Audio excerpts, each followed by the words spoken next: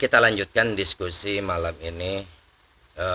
Permintaan atau ada pertanyaan, apa itu nyeri dan apa bedanya nyeri dengan sakit. Saya akan mulai dulu dengan sejarah nyeri. Nyeri itu berasal dari kata pain, bahasa Yunani, yang artinya adalah hukuman.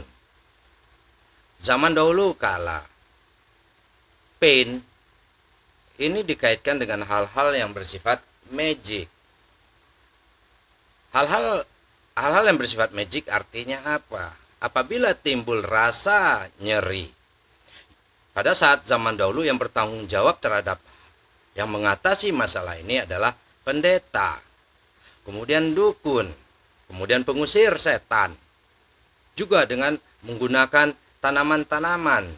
Setelah digunakan tanaman, hilang rasa nyeri, hilang hukuman.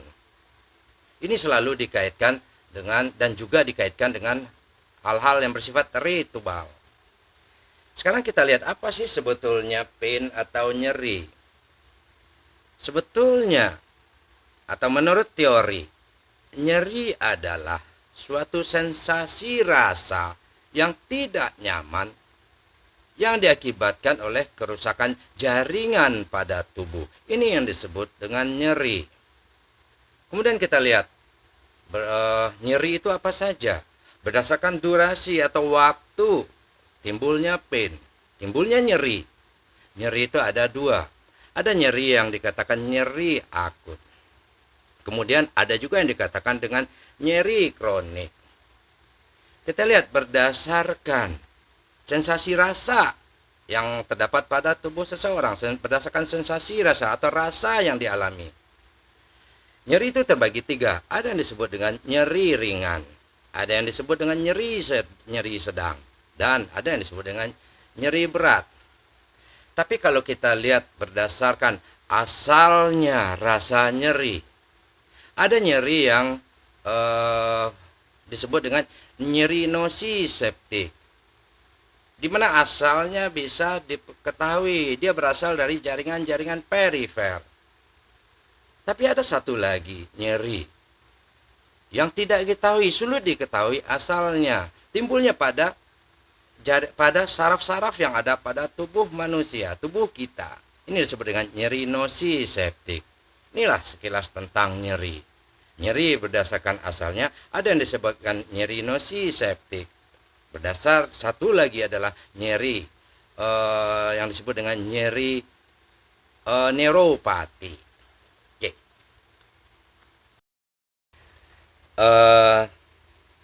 Tadi saya sudah menerangkan, sudah bercerita tentang nyeri, baik itu sejarah nyeri, kemudian juga jenis-jenis nyeri. Jenis-jenis nyeri berdasarkan asal-usul nyeri itu, kemudian berdasarkan rasa yang dialami, dan juga berdasarkan durasi timbulnya rasa nyeri. Sekarang saya ingin berbicara tentang sakit. Tadi nyeri adalah suatu sensasi rasa yang tidak nyaman yang diakibatkan oleh kerusakan baik potensial atau aktual daripada jaringan perifer. Sedangkan sakit adalah terganggunya fisik atau patologis tubuh, sehingga tubuh dan pikiran nantinya selanjutnya akan menjadi tidak normal. Inilah yang dikatakan dengan sakit. Sakit lebih luas, sedangkan nyeri hanyalah terbatas atau lebih kita berbicara tentang kerusakan pada jaringan perifer. Contoh dalam hal ini bisa kita katakan orang selalu bisa menyatakan sakit gigi, sakit demam berdarah, sakit tipes, sakit kanker, dan segala macamnya, termasuk sakit kepala. Tapi tidak ada orang menyatakan nyeri tipes, nyeri demam berdarah, atau nyeri jiwa. Jadi pengertian nyeri itu lebih sempit. Sedang sakit adalah lebih luas karena sakit adalah suatu keadaan terganggunya fisik dan patologis dari tubuh, sehingga tubuh nanti dan pikiran akan menjadi tidak normal. Ini yang disebut dengan sakit. Kemudian saya ingin menyampaikan, ingin menerangkan proses terjadinya nyeri.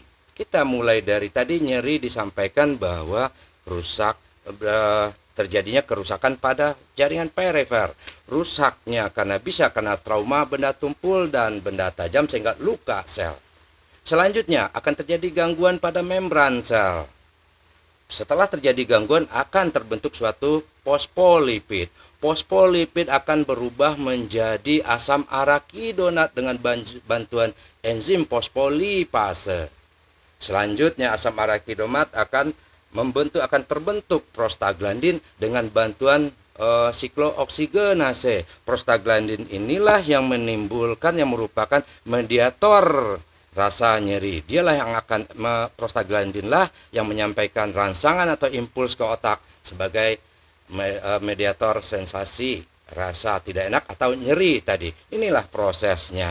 Mulai dari trauma atau luka pada sel, terbentuk gangguan pada membran sel, terbentuk fosfolipid. Fosfolipid akan membentuk asam arakidonat, selanjutnya akan terbentuk prostaglandin. Dengan bantuan enzim fosfolipase dan enzim siklooksigenase, inilah mekanisme timbulnya rasa nyeri. Selanjutnya kita akan berbicara tentang mekanisme. Kita coba menjawab pertanyaan teman Anda bahwa kenapa paracetamol golongan obat analgetik yang non steroid kok bisa? Kenapa bisa menimbulkan penyakit emah atau menyebabkan kembung? Kita terlebih dahulu sebelum menjawab harus mengetahui bagaimana mekanisme timbulnya nyeri seperti yang tayangan sebelumnya saya sudah menyampaikan. Mari kita lihat. Inilah proses terbentuknya timbulnya rasa nyeri. Kita lihat trauma pada sel akan menyebabkan terganggunya membran sel. Terganggunya membran sel selanjutnya akan terbentuknya fosfolipid. Terbentuknya fosfolipid ini dibantu oleh suatu enzim fosfolipase. Fosfolipid selanjutnya dengan bantuan enzim siklooksigenase akan terbentuk suatu asam arakidonat. Asam arakidonat merupakan asam lemak esensial. Kemudian dari asam arakidonat akan terbentuk endoperoksida. Kemudian selanjutnya akan terbentuk suatu hormon yang disebut dengan prostaglandin. Prostaglandin merupakan zat atau suatu hormon yang dihasilkan oleh asam lemak dan dihasilkan oleh setiap organ pada tubuh. Sedangkan prostaglandin inilah yang menyebabkan timbulnya rasa nyeri. Karena prostaglandin fungsinya adalah sebagai mediator rasa nyeri. Sekarang kita lihat bagaimana mekanisme kerja obat-obat NSAID atau non-steroid, termasuk paracetamol. Dia bekerja menghambat terbentuknya enzim siklooksigenase.